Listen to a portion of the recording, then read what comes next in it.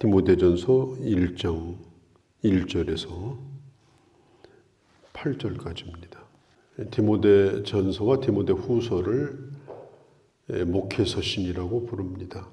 우리가 에베소서나 빌립보서 이런 책들은 옥중서신이라고 부릅니다. 그런데 디모데전서도 이게 옥중에서 쓴 거지만 자기 믿음의 아들인 디모데에게, 목회자인 디모데에게 써서 보낸 편지이기 때문에 이걸 목회서신이다 이렇게 따로 부릅니다. 디모데전서는 사도 바울이 로마 감옥에 있을 때 초창기입니다. 조금 자유로울 때 사람들도 자유롭게 만나고 면담도 하고 이렇게 할 수 있을 때 보낸 편지고, 또 디모데 후서는 자유롭지 못하고 그가 순교를 앞두고 써서 보낸 편지가 디모데 후서입니다. 디모데 전서는 어떤 신학적인 그런 내용보다는 이 경건에 대한, 또 사역자의 자세에 대한 그런 말씀들이 주로 나와 있고, 오늘 이 디모데 전서의 시작을 보면 예수 그리스도의 사도다. 바울은 자기를 그리스도의 사도라고 소개하는 것을 자주 했습니다.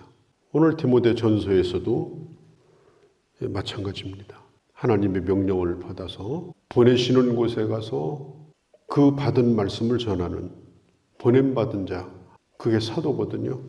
그러니까 이렇게 자기 믿음의 아들인 디모데에게 소개하는 것은 디모데도 너도 사도다. 아마 그런 것을 강조하기 위해서 아마 자기 자신을 이렇게 소개를 했다고 볼 수가 있습니다. 바울이 디모데를 뭐라고 부르는가 하면 2절에 믿음 안에서 참 아들 된 디모데다. 믿음 안에서 참 아들 된 디모데다.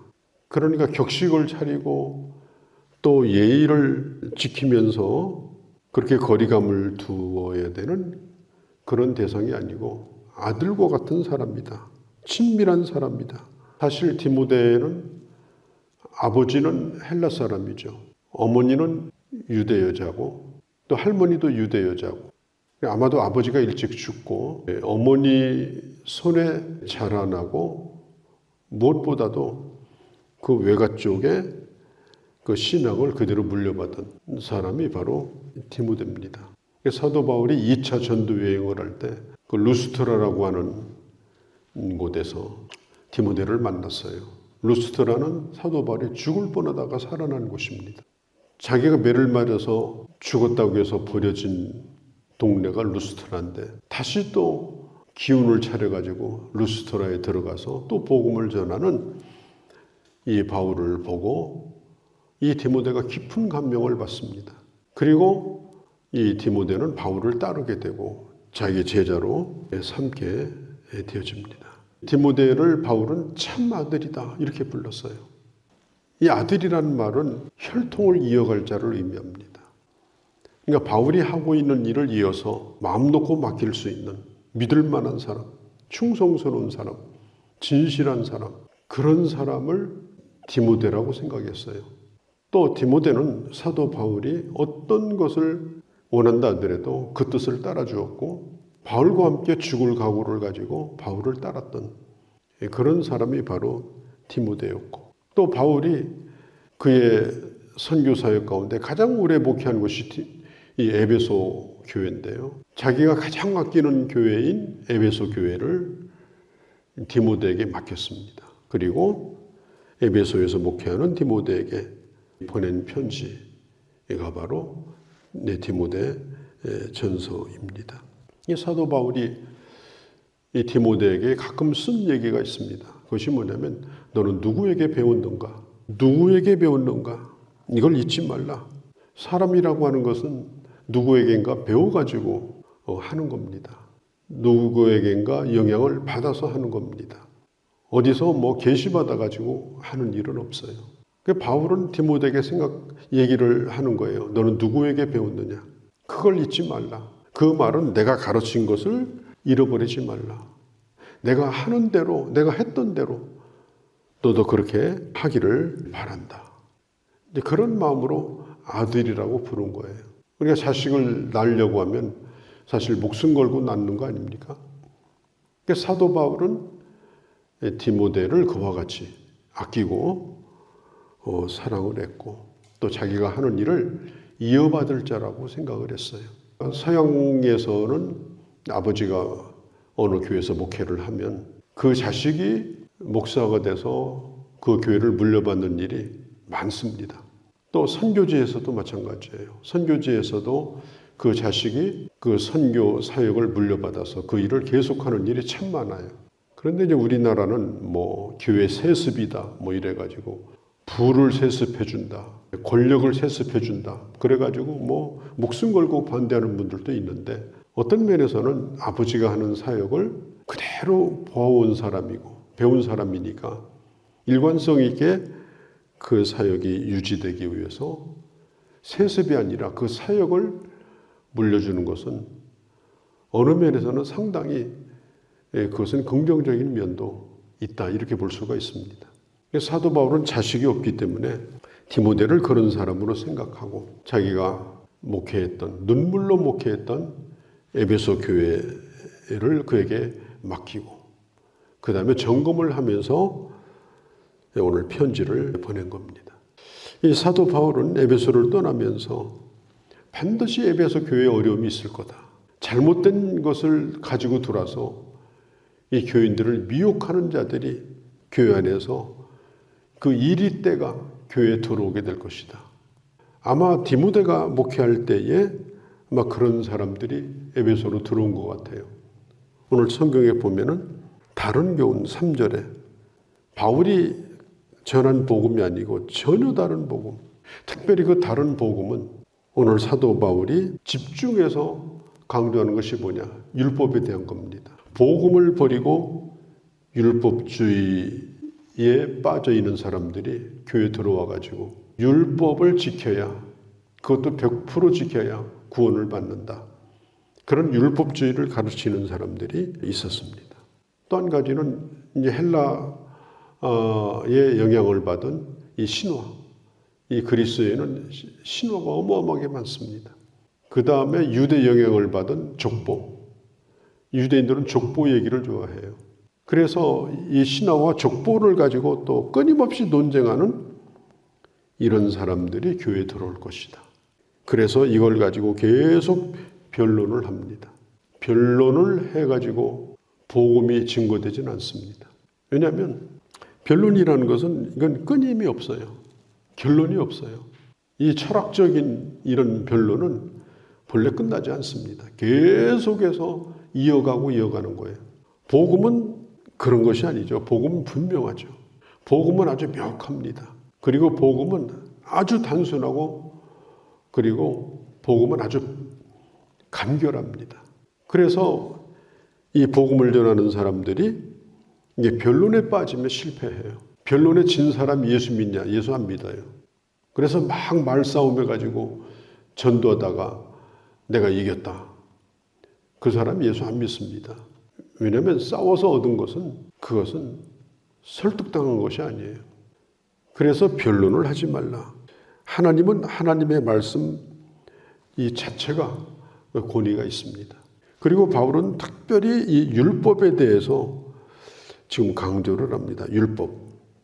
율법주의자들이 들어와서 율법으로 구원을 받는다 이렇게 가르쳤어요. 바울이 매우 조심스럽게 지금 입을 여는데 그러니까 율법의 권위를 깎아내리려고 율법은 아무것도 아니다. 그걸 지금 바울이 얘기하는 것이 아니고 율법의 유익이 뭐냐.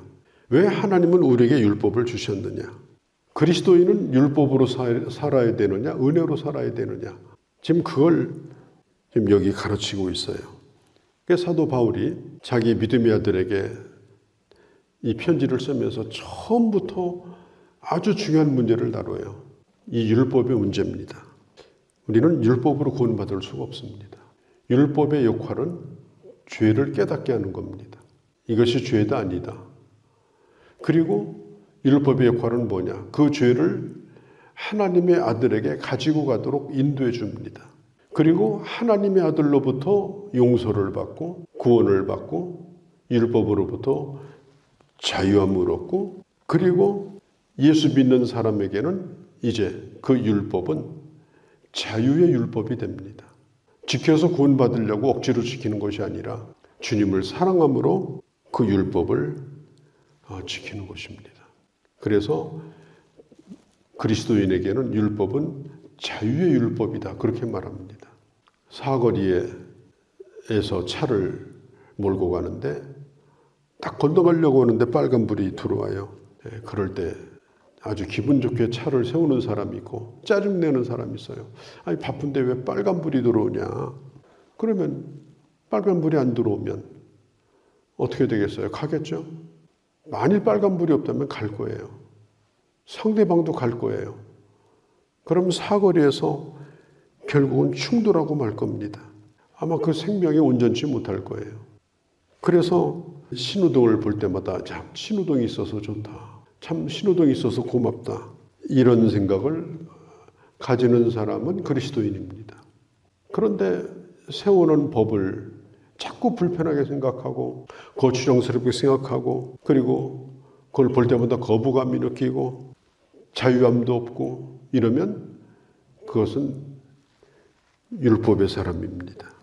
우리 주님께서는 율법의 행위로 할 수 없는 것을 하시기 위해서 이 땅에 오셨고 그리고 십자가에서 율법의 요구를 다 들어주시고 그리고 주님을 믿음으로 율법으로부터 우리를 해방시켜 주셨습니다. 우리가 주일도 마찬가지예요. 6일 동안 힘써서 일하다가 참 주일날 교회 나오는 것이 너무 즐겁고 너무나 감사하고 정말 자유함을 느끼고 어떤 것에도 매이지 않고 이렇게 예배드리는 사람은 그 사람은 은혜 사람이에요. 근데 주일날 교회 나와도 생각은 바깥에 가 있고 시간 낭비하는 것 같고 또 한번 나올래도 참 힘들고 이렇게 하게 되면 율법의 사람이에요. 겉으로 볼 때는 그냥 예배 드리는 것 같지만 그 사람에게 주의를 지키는 것은 그냥 율법을 지키고 있는 것이지 자유의 율법이 아닙니다. 사랑함으로 지키는 게 아니에요. 어느 정도 가면은 성경에 너는 안식일을 지켜라. 너만 지키지 말라. 이건 너무 좋은 거니까 네 집에 있는 짐승도 쉬게 해라. 네 집에 있는 종도 쉬게 해라. 너만 그렇게 하는 게 아니다. 같이 있는 모든 사람이 그렇게 할 수 있도록 이 축복을 같이 나누도록 해라. 그것은 구약에 주신 말씀이지만 출애굽을 해가지고 광야 생활을 하는 이스라엘 백성에게 이미 구원받은 사람들이에요. 출애굽을 했다는 말은 구원받았다는 뜻이에요. 그들은 바로 그렇게 안식일을 지키는 거지 돌에 맞을까 봐서 안식일을 지키는 사람이 아니다. 그게 성경이 가르쳐주는 차이입니다. 율법주의와 주님을 사랑함으로 자유의 율법을 지키는 사람. 주님을 사랑하면 주님의 법도 사랑스러운 거고 주님을 사랑하면 그 법을 지키는 것이 기쁘고 그리고 그 안에서 자유함을 누리는 것이 우리 예수 믿는 사람들에게 주신 율법의 목적이다. 바울이 왜 디모데에게 이것을 설명하냐? 이것에 대해서 이 혼란케 만드는 사람들이 에베소 교회에 들어왔기 때문에 그래요. 그래서 교인들은 이런 얘기를 들으면 맞아 율법 지켜야 돼. 맞아 안식일도 지키고 유월절도 지키고 그렇게 해야 돼. 맞아. 사람들은 그런 걸 좋아합니다. 약간의 의무를 지고 뭔가 자기도 하고 있다는 거 그런 것에 대해서 만족을 느껴요. 또 나름대로 그걸 하고 있는 것에 대해서 자부심도 가져요. 또 열심히 하다 보면 교만한 생각도 가져요. 교만한 마음도. 그리고 그걸 가지고 또 남을 또 가르치려고 그래요. 자기가 그렇게 아는 것을 가지고 가르치려고 그래요. 율법을 가르치는 거예요. 그래서 성경에 보면은 너는 선생 되려고 하지 말라. 네가 조금 몇 가지 잘하는 거 가지고 그걸 가지고 교만해서 그걸 남을 가르치려고 하느냐. 선생 되려고 하지 말라. 자, 우리가 하나님의 말씀을 열심히 배우고 또 그 말씀을 따라 우리가 살아가는 것, 그것이 바로 우리에게 자유함이고 또 주님을 사랑함으로 그 말씀을 우리가 소중히 여기는 것, 그게 바로 은혜 받은 하나님의 사람이 가져야 될 생각이다. 바울은 디모데에게 제일 먼저 에베소 교회가 건강하게 서기 위해서는 이 다른 교훈을 가르치는 사람들을 물리치고 교인들을 그렇게 세워야 된다. 이걸 지금 말하고 있는 것입니다. 11절에 보면 이 교훈은 내게 맡기신 바 복된 하나님의 영광스러운 복음이다. 이것이 바로 하나님이 우리에게 주신 복음이다. 바울이 갈라디아서에 보면은 갈라디아서 6절에서 9절까지 쭉 나옵니다. 하늘에서 내려온 천사라도 내가 전한 것 외에 다른 거 전하면 그건 저주를 받아야 된다. 아니, 율법을 전했는데 왜 저주받아야 되냐. 갈라디아 교회도 율법주의에 빠졌거든요. 저주받는 것은 율법 자체가 바로 은혜 없이 율법을 붙들면 결국 저주를 받는 거예요. 하나님의 은혜를 붙들면 우리는 율법 아래 있지 아니하고 은혜의 사람이 되어서 구원을 받는 겁니다. 오늘 사도 바울은 이렇게 율법과 복음을 이해해라. 또 해석해라. 그리고 이렇게 교인들에게 가르치라. 이렇게 말하고 있는 것입니다. 거룩하신 우리 아버지, 오늘 디모데의 전서를 저희가 시작했습니다. 디모데가 목회하던 에베소 교회에 다른 교훈을 가지고 와서 끊임없는 신화와 족보 이야기, 그리고 율법주의, 이런 것들이 성도들을 복음에서 떠나게 만들었고 은혜에서 떠나게 만들었습니다. 하나님 아버지, 내가 어떤 은혜를 받았고 그리고 율법은 내게 무엇인가, 이 분명한 생각을 가지고 은혜의 사람으로 영광스러운 복음에 취하여 아버지 어디를 가든지 복음의 사람으로, 그리고 복음을 전하는 사람으로 살아가는 그런 저희가 되게 하여 주옵소서.